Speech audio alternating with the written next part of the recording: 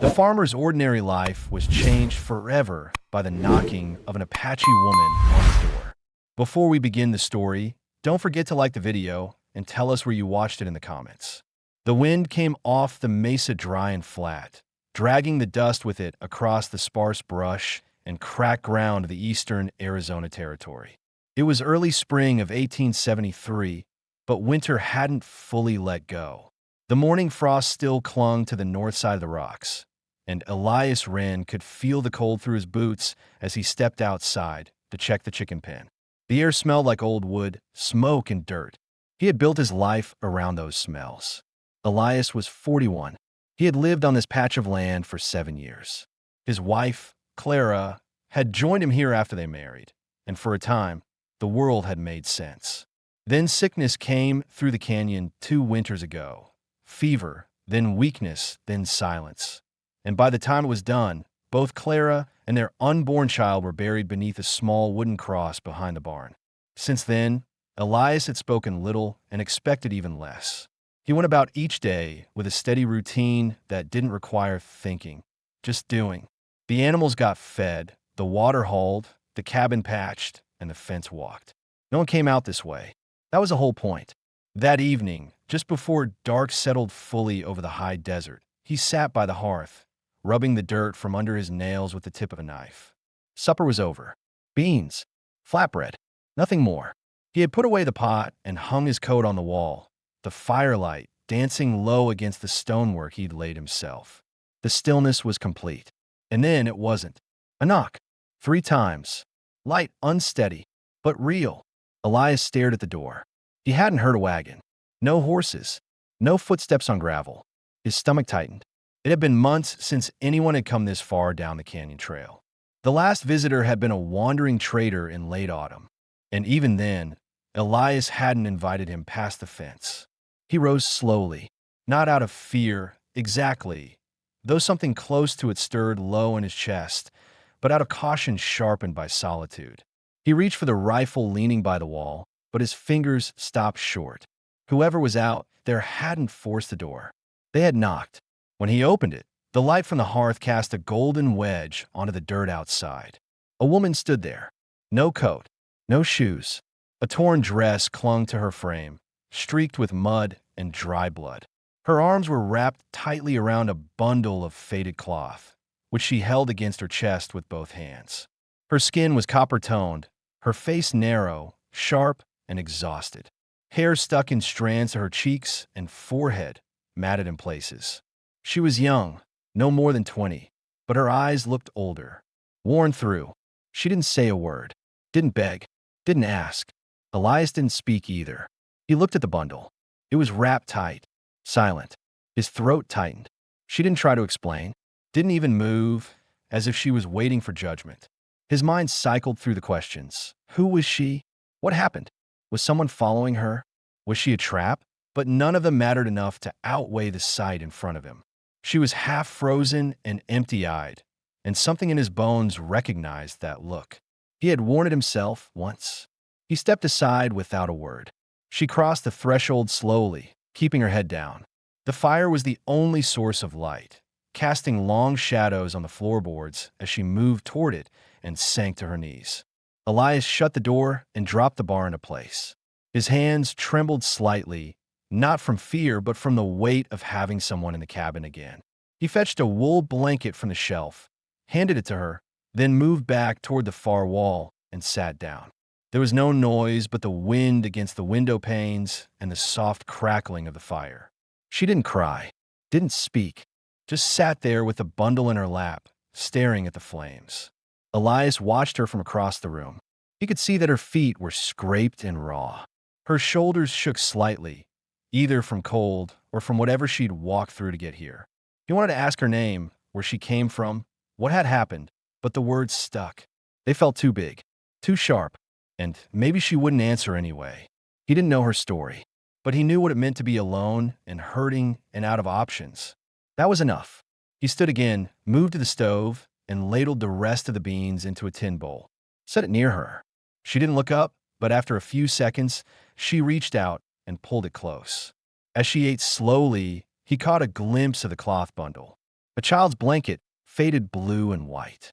But no movement, no sound. He didn't ask. That night, she slept on the floor near the hearth. He gave her a second blanket and stoked the fire so it would last longer. He didn't sleep much himself, just lay on his cot in the corner, staring at the ceiling and listening to the wind and the slow, shallow breaths of the woman he didn't know. He didn't understand what had brought her here. Not yet, but she hadn't come to cause harm. That much he felt sure of. She had come to survive, just like he had 2 years ago, just like he still was. And that changed something, even if he didn't know what yet. The fire was down to coals when Elias opened his eyes. The cabin was quiet except for the soft sound of breathing. Hers. The woman hadn't stirred through the night, curled near the hearth, her body wrapped in both wool blankets and still clinging to that bundle like it was the only thing anchoring her. Elias sat up slowly, joints stiff, eyes gritty from half sleep. And for a few seconds he simply watched her, trying to read something in the shape of her shoulders or the slight movement of her hand when she shifted. She hadn't moved much. That wasn't normal sleep. That was exhaustion, maybe shock. He got up without making a sound and pulled on his coat. The air outside bit colder than it should have in late March, the kind of cold that got into your fingers fast if you didn't move. He carried the empty water buckets down the narrow trail to the creek bed, what was left of it. It hadn't run strong in weeks, but there were still shallow pockets under the roots of the old cottonwood, and he knew where to dig. It took longer now. The ground was harder, but the work gave him time to think. Who was she really? Apache, by her features. Alone, barefoot, carrying a bundle that hadn't made a sound. She hadn't spoken, not a word, not even a look of question when he'd handed her food or opened the door. She wasn't a settler's wife gone wandering. She wasn't looking for help the way folks normally did. There was something tighter about her, like she was still bracing for something worse than what she'd already seen. He knew that feeling. Back at the cabin, he stepped inside and found her sitting upright now, both blankets still wrapped around her. She looked at him directly, her eyes alert but guarded. The bundle was still cradled in her arms. He set the water down without speaking and moved to the stove. "I'll boil some," he said. It was the first thing he'd said aloud since the knock. She didn't react to his voice. She just watched him, shoulders still tense. The silence held for a while until he slid another tin bowl toward her and nodded at the corner of cornbread he'd left on the table. She hesitated, then finally set the bundle down carefully and reached for the food. That gave him a moment to glance again at the cloth. Faded, worn through in spots. Small, clearly a baby blanket, but the shape inside it didn't move. "Yours?" he asked quietly. She nodded once. No hesitation. Her face didn't change. "Name?" Her lips parted, slow and unsure. "Eileen." He gave a slight nod. "Elias," he said. That was it. The extent of their introductions. The rest of the morning passed without talk. He worked outside, checking the chicken wire, clearing the blown branches from the lean-to. She stayed in the cabin mostly, coming out once to fetch firewood and return with it stacked neatly in her arms. She moved like someone used to hard work, used to carrying more than her weight. But she kept looking toward the ridge, north, as if expecting something or someone to come over it. By afternoon, the wind shifted. Colder now. Gray clouds settled low over the hills. Elias cut more wood than usual, stacking it in 2 rows near the door. When he turned around, she was standing just inside the threshold, holding the bundle again, watching him. "They after you?" he asked. Eileen didn't answer immediately. Then she nodded. "Men," she said. Just one word. "Enough." He didn't press. "How many?" She hesitated. 3, maybe 4. Whites. His jaw clenched slightly. There weren't many reasons white men would be chasing an Apache woman through cold country. None of them decent. Raiders, trackers, or bounty men. There were still flyers nailed to saloon doors and depot boards offering coin for the return of runaways and renegade blood. He'd seen them himself. "You steal something?" She didn't answer. "Kill anyone?" Still no answer. He didn't need one. Whatever she'd done, he didn't care. What mattered was that she was here, and whoever they were, they weren't. That night, he left the door unlatched. She noticed. "You trust me?" she asked quietly. Elias didn't turn from the fire. I don't trust anyone. I just know what it looks like when someone's got nowhere left to go. She looked down at the bundle in her arms, then into the fire. I was taken, she said after a long pause. From the mountains. Last fall. Soldiers first, then others. Camped near river. I got out. The words came haltingly, like they hurt to form. The baby didn't make it, she added. 2 weeks ago. Elias didn't speak. He didn't look at her.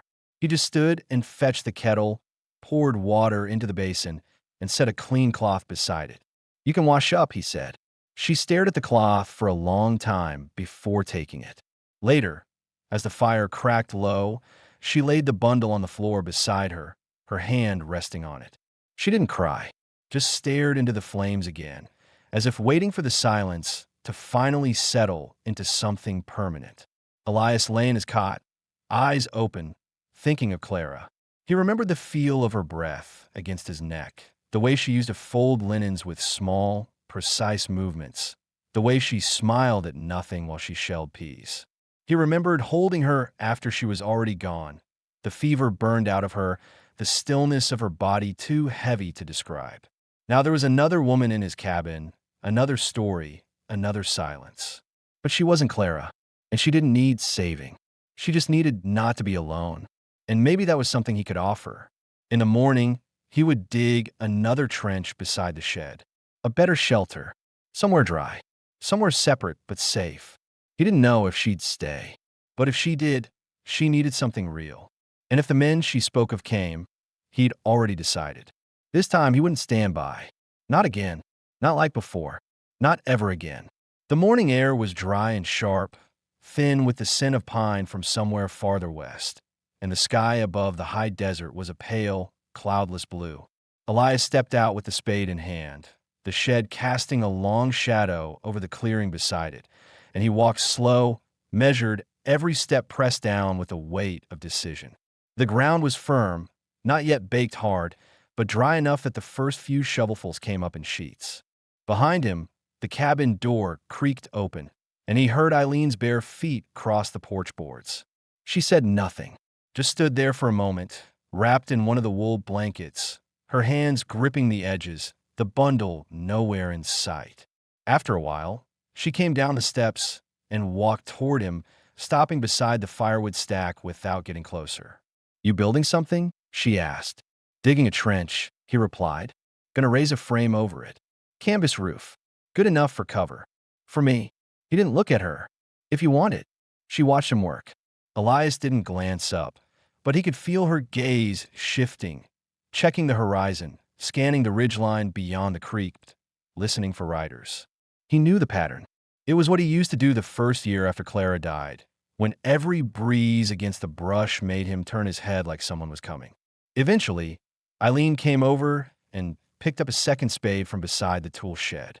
She said nothing. She just started digging with him, each strike of the metal into earth echoing steady, rhythmic. They didn't speak again until the sun was high. You lost someone, she said, without inflection. He paused only slightly, wiped his brow with his sleeve. Wife. And a baby. How long ago? 2 winters. She nodded. You stayed. I had nowhere else to go, he answered simply. She didn't push. Didn't ask how. Didn't ask why. That earned something from him. Respect, maybe. Understanding. Or something close to both. After the trench was cut, Elias returned to the cabin to fetch nails, rope, and an old wagon cover folded tight beneath the cot. Eileen waited outside.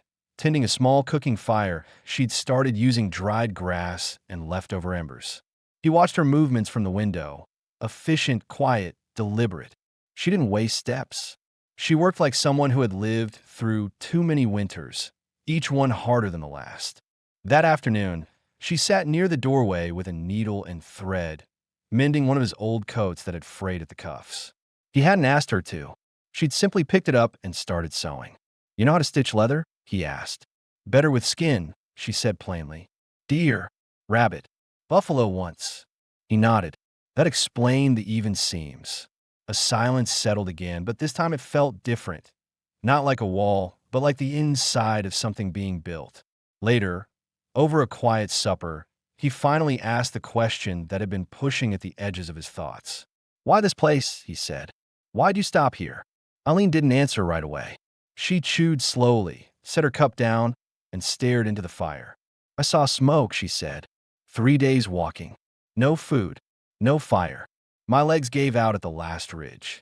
Thought I'd die there. But when I woke, I saw smoke in the sky. Small, steady. A cabin. I thought, maybe a man who doesn't burn his own roof down might leave the door open. He sat with that for a moment.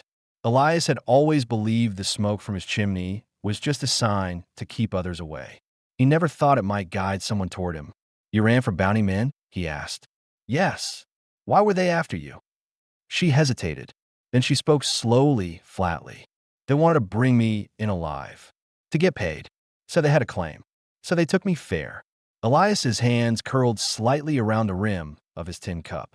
He didn't press for the details. He didn't want to imagine what kind of claim men like that would believe they had. But the tension in his shoulders said he already had a good idea. Did you kill one of them? He asked. She looked straight at him. Yes. He held her gaze. Good. That was the end of it. The light faded early that night, the clouds rolling in low over the mountains, heavy with the promise of a hard wind. Elias secured the new canvas shelter with rope and staked it down against the dirt, his hands working steady in the half-dark. Eileen helped hold the frame in place. Neither spoke much, but when it was done, she stood inside it, tested the cover, and nodded once. You're not afraid I'll bring more trouble? She asked as they walked back toward the cabin. I've had trouble before, he said. It doesn't scare me. She stopped halfway to the door. And what if they come? Elias turned toward her. His voice didn't rise. His face didn't change. If they come, he said, I'll be ready. Eileen studied him carefully, eyes narrowed as if testing the truth of it. And after a moment, she nodded again and stepped inside. Before bed, she unwrapped the bundle. Not all the way, just enough to fold the edges of the cloth, smooth it out. She placed it carefully in the corner, on a folded blanket by the fire. A small gesture, a kind of burial that didn't require the earth. Elias saw. He didn't intrude. He just stoked the coals again and laid another log on top. The storm outside began with a low growl, wind pressing against the walls, but inside the cabin there was no fear. Only firelight and the quiet sound of presence. 2 people sitting still. Not yet family. Not yet safe, but no longer strangers. The storm passed in the night, but the wind had dragged enough dust and cold across the land that by morning, the sky looked bruised and the sun didn't warm much. Elias stepped outside first, boots crunching over frozen dirt, and saw that part of the fencing had been pushed loose again near the western slope. He muttered under his breath, fetched the hammer and nails, and walked the edge of the pasture with the calm irritation of someone used to fixing the same thing more than once. Back at the cabin, Eileen was boiling water. She'd cleaned the tin pots, swept the hearth, and set the last of the cornmeal to soak. She had taken to the space like someone who had never expected a second chance at shelter, but knew how to keep one standing. The bundle, now folded flat, rested in a wooden crate beside her bedroll. She didn't speak to it. She didn't look at it much, but she always placed it down carefully.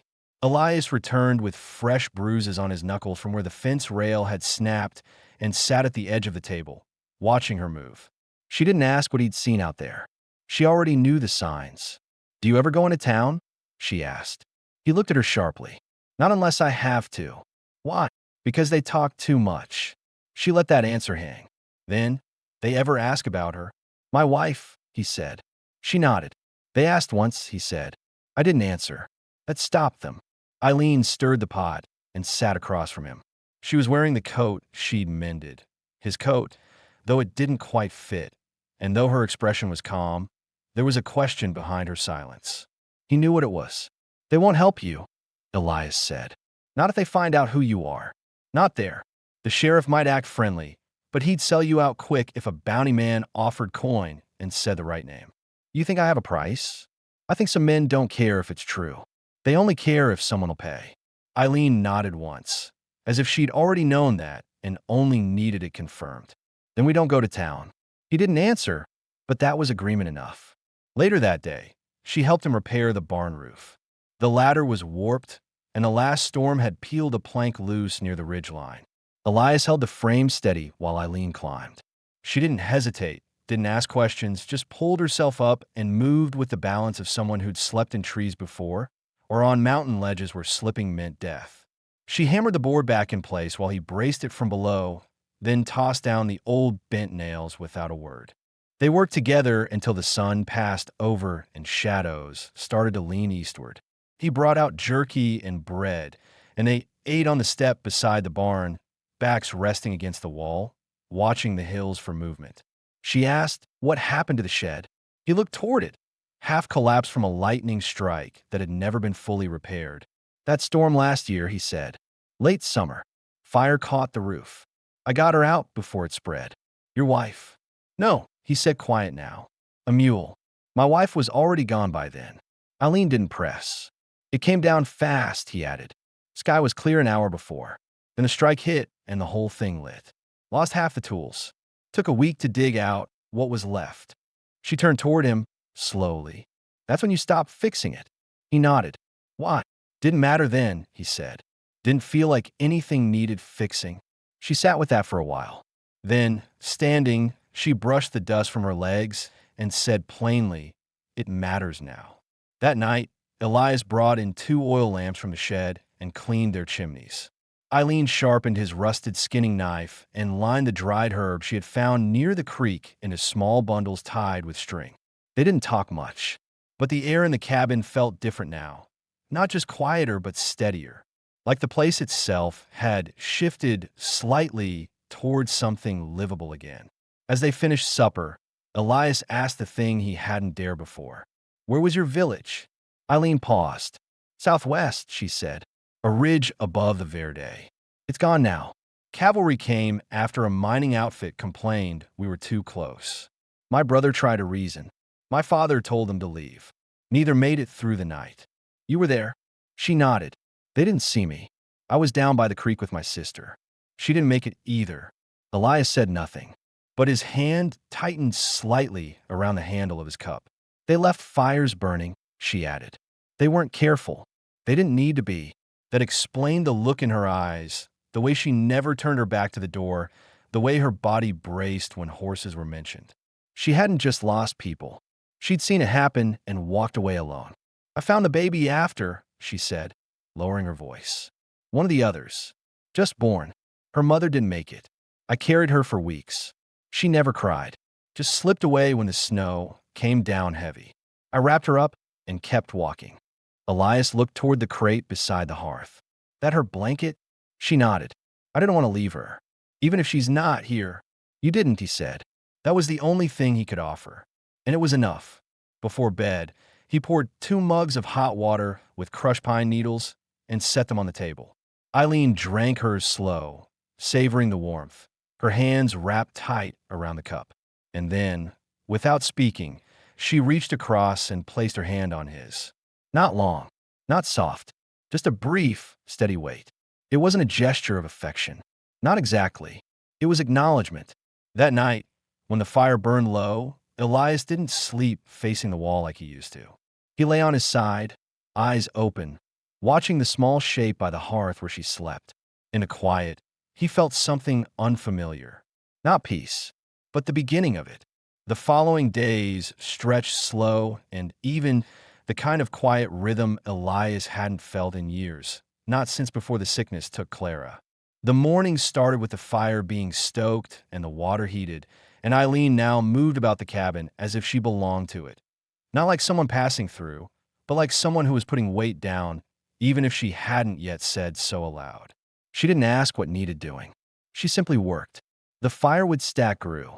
The canvas shelter got braced with fresh pine. The porch finally had its loose plank nailed down. Still, the silence held between them. Not from discomfort anymore, but because it didn't need filling. That morning, Elias saddled the old roan mule, his only remaining beast of burden, and let it down the dry wash toward the canyon's edge. Supplies were getting low: flour, salt, kerosene. He hadn't wanted to go into town, but it was a necessity now. He didn't like leaving the land unguarded. Not with what Eileen had told him. Not with the bundle still resting by the hearth like a memory neither of them could put away. Before he left, he handed Eileen the Winchester. She held it easily, like it wasn't the first time. You know how to use it? He asked. She looked at him with a flat certainty. Yes. He didn't question her, just nodded and mounted the mule. I'll be back before nightfall, he said.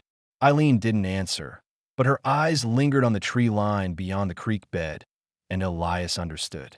He reached the edge of Black Hollow just before noon, letting the mule graze near the trading post while he moved through town with his hat down low. He spoke only when needed, kept his answers short. Folks here knew him as the quiet farmer out on the ridge, polite enough but distant. No one asked why he'd been gone so long. No one asked why he looked over his shoulder twice when tying the sacks onto his saddle. But as he was loading the last parcel, something caught his ear. A voice near the well. Two men speaking low, too rehearsed to be casual. Three of them, one said. Riding north from Prescott, said they lost her in the ravine near Juniper Pass.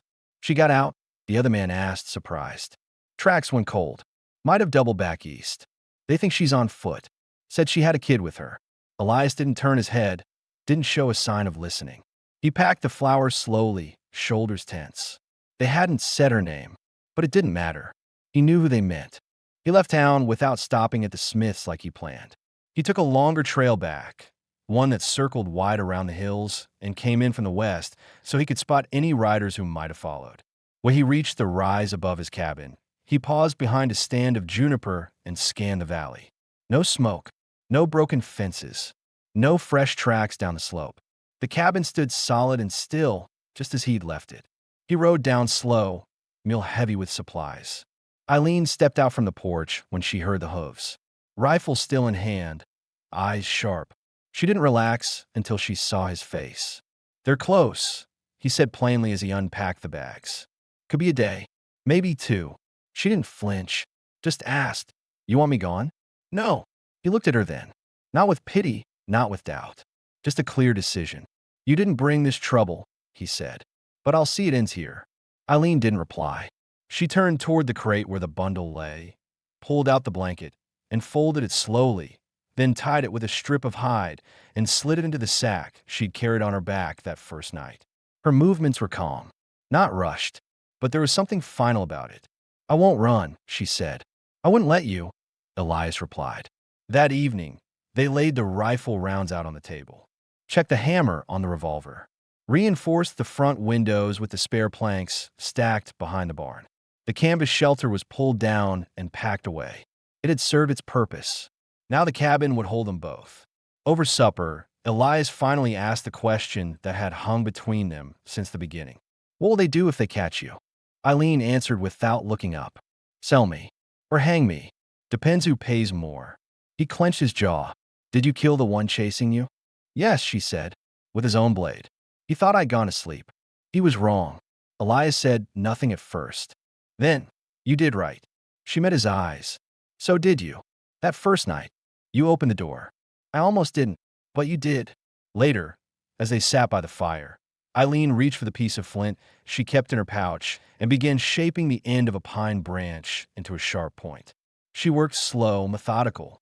Elias watched the firelight play off the angles of her face. There was no fear there now, just focus. They won't come at night, she said. They're cowards. They'll wait for morning. Wait to see where to ride. He nodded. We'll be ready. Outside, the wind began to rise again, not with storm but with the restless stirring of the land, the kind that always came before something changed. And this time, Elias Wren wasn't going to stand behind the walls and let it pass. He was going to meet it at the front gate. The air before dawn held a stillness that made even the trees seem to hold their breath. Eileen was already awake, crouched near the hearth, sliding the last coals back to life with a thin iron rod. She didn't move quickly. She moved with intention, with muscle memory earned over years of hard mornings. Elias had stepped out just after first light, rifle slung over one shoulder, to check the ridge trail and see if anything had come down through the night. By the time he returned, the sky had gone from gray to faint orange, and Eileen had the coffee on, the rifle cleaned and loaded on the table. She didn't ask what he saw. They're coming, he said quietly. No dust yet, but I can feel it. He took his place at the table. She poured 2 tin cups, passed one over without a word. For a long moment, they drank in silence. There's a place above the well, Elias said. Flat ground. Good line of sight. Eileen nodded. We could set a trap there. Draw them in. I'll take the first shot. You stay hidden till the second. No, she said. We both stay. He didn't argue. All morning, they prepared. Elias dug shallow, firing positions behind the rocks. Eileen set trip lines with the bell wires she'd stripped from the old harness in the barn. They moved fast, but without panic, neither rushing nor hesitating. The sky stayed dry. No clouds, just the endless open heat of Arizona spring. As they worked, Eileen asked the thing she'd held back from before. Did you ever fight? Elias straightened, adjusted the sight on the rifle. Once. Years ago. Back east during the war. Cavalry. I was young. Thought I was fighting for something. Then what? I came home. Got married. Started over. But the fight stayed with you. He paused. Some of it. Eileen nodded slowly. That's why you didn't turn me out. I didn't turn you out, he said, because I've seen what happens when men look the other way. By midday, they were done. The supplies were locked in the root cellar, the barn doors chained, the fence gaps closed. Elias stood at the edge of the garden with a tin cup of water, watching the horizon. Eileen sat in the shade of the lean-to, cleaning her knife, eyes focused but calm. He glanced at her. Why didn't you run? He asked. She didn't answer at first. Then I did. For weeks.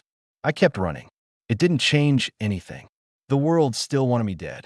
Then I saw your cabin, and I stopped. Why mine?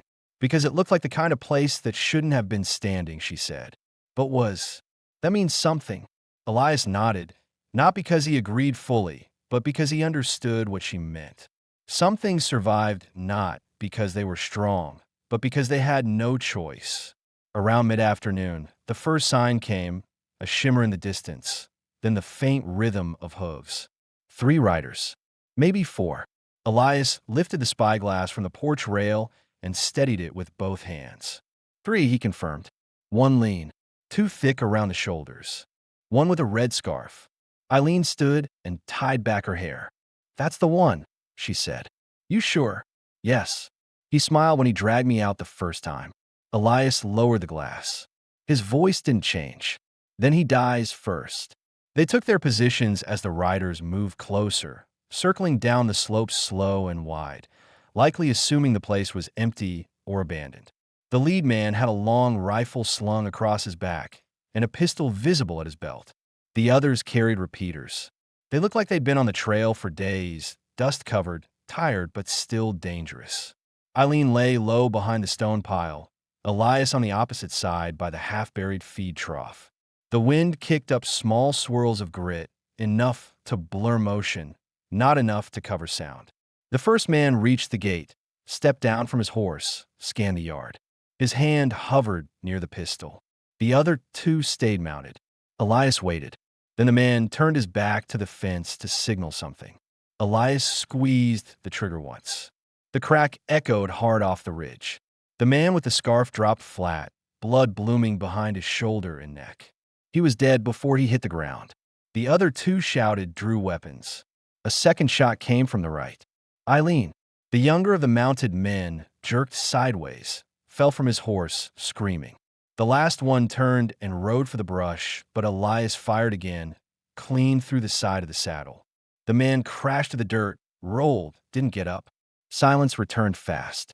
Only the creak of a wounded horse, the smell of gunpowder, and the soft flutter of wind through the brush. Elias moved out first, gun still raised, eyes scanning. Eileen followed, knife in hand.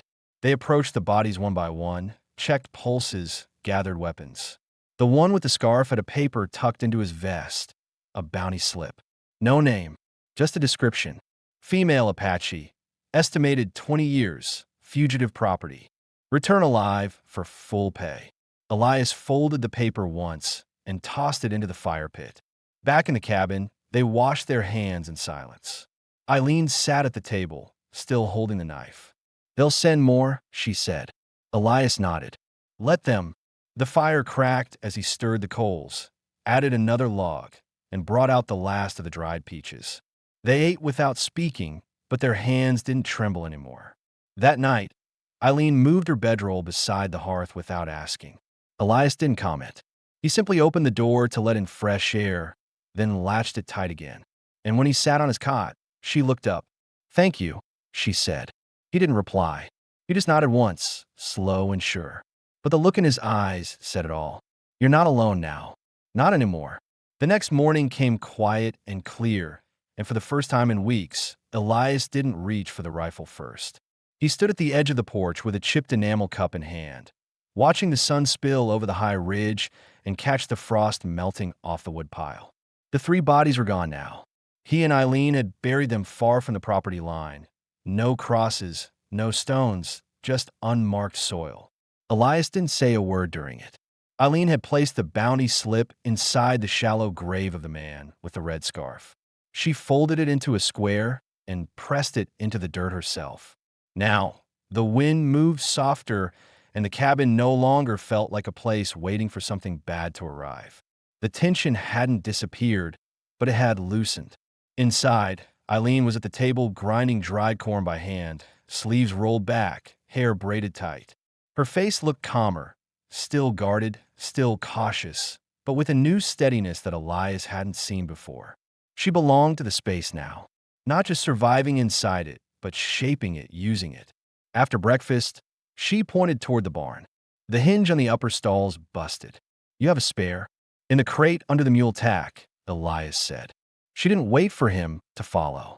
She just picked up the small hammer and disappeared through the side door.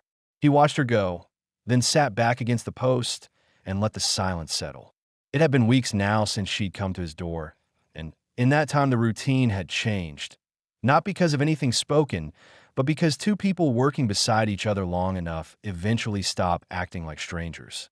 Later that day, they rode the mule together down to the dry riverbed, following a trail Elias hadn't used in almost 2 years.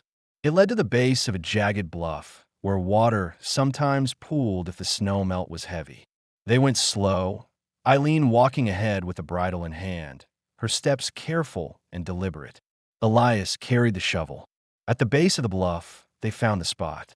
Eileen knelt without a word and began clearing the stones. The baby's blanket, cleaned and folded, was tucked into her satchel, wrapped in a strip of cloth tied tight with sinew. Elias stood nearby and watched her work, not offering to help, just staying close. When the hole was dug, shallow but neat, she placed the bundle inside, set a flat stone on top, and whispered something in her own tone. Elias didn't understand the words, but he understood the weight of them. She didn't cry. She didn't linger. When it was done, she stood, wiped her palms clean on her dress, and said, "It's time." He didn't ask what she meant. They walked back in silence. That night, back at the cabin, Eileen sat by the fire with a piece of rawhide stretched across her lap, threading thin cords through the edges to fashion a small satchel. Elias was sharpening the spade near the hearth, the scraping sound steady, grounding. They hadn't spoken since the burial. Finally, she said, "You live like a man waiting to die. You always have." He didn't look up. "I didn't start out that way. But you stayed in it." "I didn't know how else to be," he admitted. Eileen nodded slowly. "You know now." She didn't phrase it as a question. Elias didn't answer. Then she asked the one thing he hadn't expected. Did she love it here? Clara. He was quiet a long time before he spoke. "She made it feel alive," he said. "Before her, it was just wood and dirt. After she passed, I saw her everywhere. In the light, in the stillness. It stopped being a home. Became something I just looked after. And now," he met her eyes. "Now it's becoming something again." Eileen stared at him a moment, then returned to her stitching. "You don't talk much, but when you do, it matters. Same for you." The firelight cracked, dancing across the walls, and the silence between them no longer carried the weight of what had been lost, but something beginning to form in its place. Eileen stood and walked to the door, opening it just enough to feel the cold wind. She stepped outside, looked up at the stars beginning to break through the dark, and said, "They won't come again. Not the same men, but others might." Elias stepped out beside her. "Then we'll face them, or we won't. But we'll do it standing up." She nodded. "I'm not running anymore." They stood there a while, side by side, the night quiet, No sound but the breeze brushing through dry grass and the distant call of a lone owl. The chapter of escape was closed. The burial marked that. What came next wasn't survival. It was life. The days began to stretch longer with spring coming in full, and the land around the cabin started to shift from dry brown to patches of hesitant green. Low shrubs sprouted at the base of the fence line, and the air carried the faint scent of juniper mixed with soil just beginning to soften. Elias noticed it each morning when he stepped outside with his coffee. Not because he cared about the season changing, but because it meant something now, something worth noticing. Eileen had started clearing a narrow patch of earth behind the cabin where the ground still held some moisture. She didn't ask permission. She just knelt with a hoe in her hands, pulling weeds, pressing lines in the dirt. She found old seeds in a tin box beneath the kitchen shelf, onions, carrots, some peas that might or might not take root, and she planted them without speaking about it. Elias stood nearby, arms crossed, watching. "You think they'll grow?" he asked. "Maybe. Maybe not. That's not why I'm planting them." He didn't press, but he understood. The act mattered, not the outcome. It was something people did when they expected to still be somewhere in a few months. It was the first time he'd seen someone expect a future on his land in a long while. That afternoon, they rode into the canyon together to look for stone, flat rocks for reinforcing the fire pit, building a low wall around the garden. Eileen moved easily along the ridgeline, scanning for snakes, picking her path like someone who knew how to live on uneven ground. Elias followed behind with the mule, the bag swinging at its side. At one point, while stacking rocks, she asked, what was she like? Clara. He didn't answer at first. He placed 2 stones, wiped his hands on his trousers, then sat down against a tree trunk.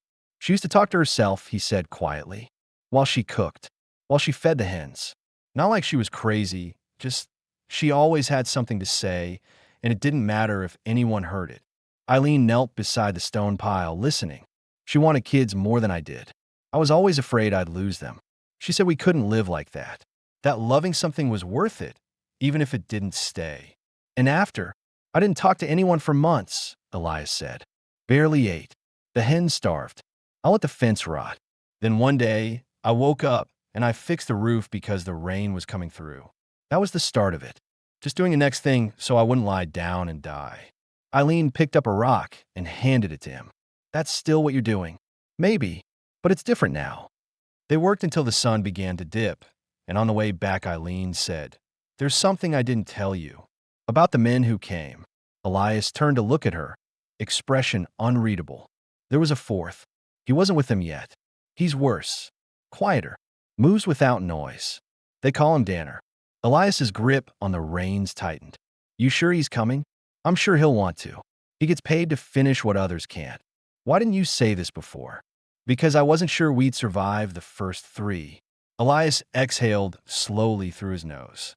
If he comes, we deal with him. No traps this time, she said. He'll see them. Then we wait. Back at the cabin, they reinforced the windows again, added an extra beam to the door, and placed oil lamps in all 4 corners inside, ready to be lit fast. Elias cleaned the rifle again. Eileen set a new blade into the handle of her skinning knife. They moved together now, not just sharing a space, but thinking in sync. That night, Eileen didn't sleep on the floor. She took Elias's cot when he offered it, and he laid his blanket out on the bench near the window with no argument. Neither said a word about it. It didn't need saying. Around midnight, she stirred and asked, do you ever want to leave this place? Elias stared into the dark. Used to think about it. Not anymore. Why? Because it's mine, and because you're here now. She turned her face toward the wall, but didn't respond. A few minutes later, she said, I think I want to stay. You already have, he said quietly. Outside, the wind picked up again, pressing against the cabin walls, and Elias could hear it sweeping across the land like breath through dry teeth. But it didn't sound like threat anymore. It sounded like warning. And this time they were ready. The next morning broke slower than usual. The sky was overcast, the sun barely showing through the clouds, as if even the light itself had paused to listen. Elias rose first, boots crunching over cold floorboards, and stood at the window for a long while. The land beyond the cabin was still. No wind, no movement, but something in his gut said it wouldn't stay that way. Not much longer. He dressed without a word, strapped on his holster, and checked the doorframe, making sure the extra bar he'd cut last week was still flush in its groove. Eileen stirred behind him, sitting up slow from the cot, her braid undone and falling over one shoulder. She didn't speak. She didn't have to. "You feel it too," he said quietly. She nodded. "He's close." Danner. The name sat heavy between them.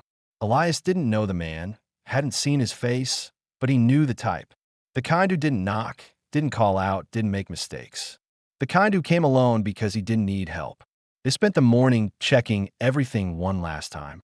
The rifle was loaded and cleaned, the knife freshly wetted. Elias added 3 more rounds to his belt. Eileen packed flint, cord, and 2 field dressings into the satchel she'd stitched. They didn't speak unless it was necessary. Not from fear, but from focus. At noon, Elias saddled the mule and walked it halfway down the old creek trail before turning it loose. He didn't want it caught in the crossfire. When he returned, he circled wide around the clearing, checking for tracks. Nothing fresh. Not yet. Inside, they ate cold bread and water at the table.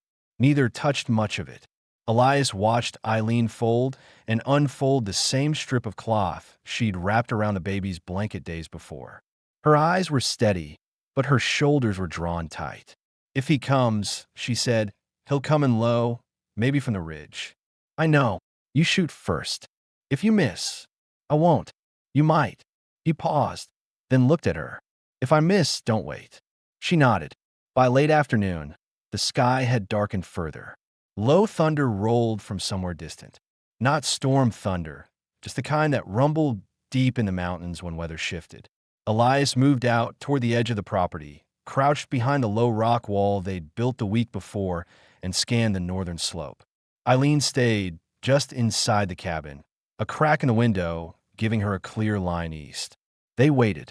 Time moved slow, minutes stretching into long pieces of silence that didn't feel like peace anymore.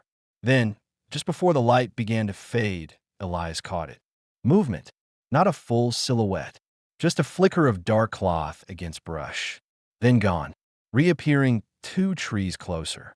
Whoever it was, he knew the land well. He wasn't rushing. He was feeling it out, testing it. Elias steadied his rifle and lined the sight toward the spot where the movement had last been. But there was nothing. Then a sound. Wood creaked lightly behind him. Too close. He turned, rifle halfway up, but it was too late. Danner stood 5 yards away, crouched behind the chicken pen, knife in one hand, pistol in the other, no hat, no noise. Just lean muscle, long arms, and a look in his eyes like he'd already decided the outcome. Elias dove to the side, just as the knife left Danner's hand. It sank into the dirt where he'd been kneeling. A shot rang out from the cabin. Eileen missed. Danner didn't flinch. He turned and fired at the window. Glass shattered, but Eileen was already gone. Elias rolled behind the water barrel, chambered around, and fired. Danner ducked, moved fast, coming in low. Too fast. Eileen burst out the back door, rifle aimed, firing once, then again. The first missed.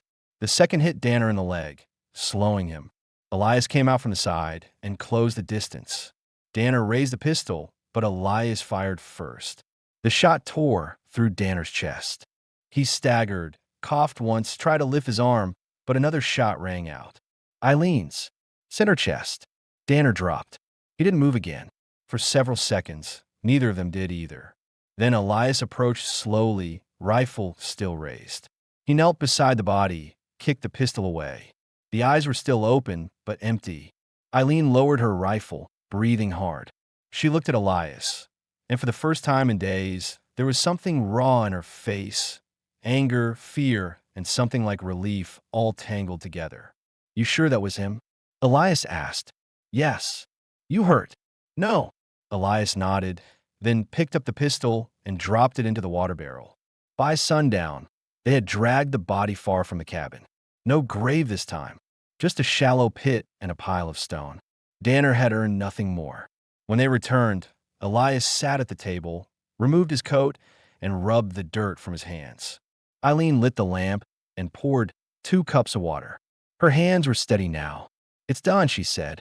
"For now," Elias replied. "No more bounties?" "No." He was the last. "You sure?" "I'm sure." They sat in silence again. But this time it was different.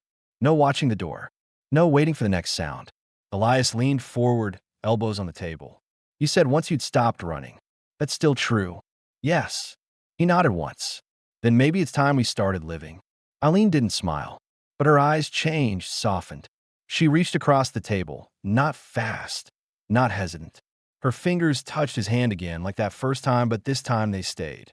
And in that moment, nothing else needed to be said. The last of the snow melt dried from the creek bed by the second week of April, and the days took on that soft edge that came only in spring, when the land forgot its violence for a short while. The patch Eileen had planted behind the cabin pushed up the first stubborn tips of green. Not much, not all at once, but enough. It meant something was alive in the soil. Elias stood near the edge of the fence line, sleeves rolled to his elbows, hammer in hand. The old gate was nearly rebuilt. 3 fresh boards, iron latch replaced. The job had waited nearly 2 years. Now it didn't feel like something to avoid anymore. It felt like something that needed doing because someone else would pass through it. Eileen came around the corner with a small bundle of harvested wild herbs tucked in her arm. She had traded her patch dress for one of Clara's old shirts, the sleeves rolled, the hem tied at her waist. It didn't hang like it used to. It moved with her now, belonged to her, not memory. "We'll need a second row for the beans," she said. "We can cut more from the south fence," Elias replied. "Plenty of spare posts there." She nodded, glanced toward the hills, then back to him. "No one's followed. Not since Danner." "They won't," he said. "Too much risk." And no one left to collect. They hadn't spoken about that final night again. It wasn't needed. They both knew what they had done, and they both knew what had ended with it. That evening, as the sun leaned low behind the ridge and painted long shadows across the clearing, they sat together on the porch steps, boots side by side, watching the sky change. "You ever think you'd make it this far?" Elias asked. Eileen shook her head once. "No, I thought I'd die before the river, or the first winter." "You didn't." "I was close." He looked down at his hands, rough and thick-knuckled. "I buried my wife in silence. I didn't speak for a week after she passed.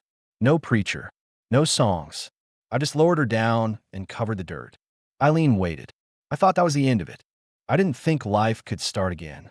"It doesn't start again," she said. "It just changes direction." He turned to her. "Is that what this is?" She looked at him, serious. "It is if you want it." He nodded slow. "I do." Later that night, he opened the chest at the foot of his cot and pulled out the leather-bound book Clara used to keep. Records of supplies, planting schedules, entries about the land. He set it on the table and turned it toward Eileen. "This place needs 2 names now," he said. She opened the book, flipped past the early pages, found the empty section at the back. She wrote in clean, careful letters, "Garden planted, April 10th. Below it, AT and AMP, EW. That was the first time she wrote her initials next to his. The next day, they rode into the nearby canyon together. Not to hide, not to hunt, but to map the land. Eileen led the way, showing Elias where the rock shelter sat that could store grain, where the hidden creek pooled deepest. He pointed out the flat rise where the deer crossed and the slope where the wildflowers used to grow before the fence collapsed. When they returned, the cabin felt fuller. Not larger, just complete. That evening, they sat at the table and ate bread she had made from the last of the flour, mixed with pinched herbs and boiled root. It was simple but real. Afterward, Elias took out Clara's second chair from storage and set it across from his own. Eileen sat without hesitation. Before bed, Elias opened the small wooden box in the corner. Inside was a silver ring, tarnished but intact. He held it out, palm open. "It doesn't mean anything if you don't want it," he said. Eileen took it, looked at it, then slipped it into her pouch. "I'll wear it when the beans come in," she said. They didn't speak again that night, but as she settled on the cot and he rested beside the hearth, there was nothing left undone between them. No one returned. No rider. No knock. Only the sound of wind over new grass and the quiet, steady breath of two people who had found what they didn't expect to find. Not just survival, but the start of something whole. By the end of the month, the garden grew. By the end of the season, so did they. And by the end of that year, the land was no longer silent. It was lived in, together. The story was done, and no part of it was alone.